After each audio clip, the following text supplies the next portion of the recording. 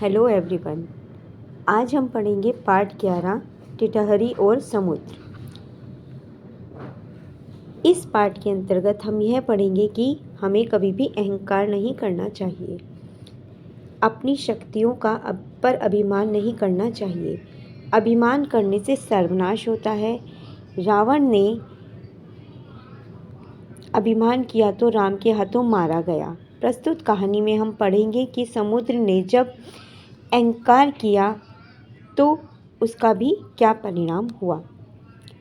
समुद्र के तट पर एक टिटहरी का जोड़ा रहता था।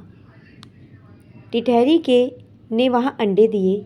एक बार समुद्र ने विकराल मतलब भयंकर रूप धारण किया और अपने विशाल लहरों के बीच में अंडों को छिपा लिया।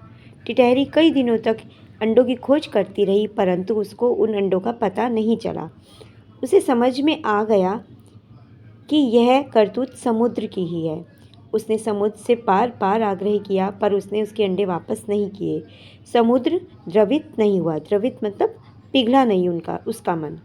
टिटहरी ने निश्चय किया कि समुद्र को बालू से पाटकर सुखा देगी, परंतु उसमें इतनी शक्ति नहीं थी।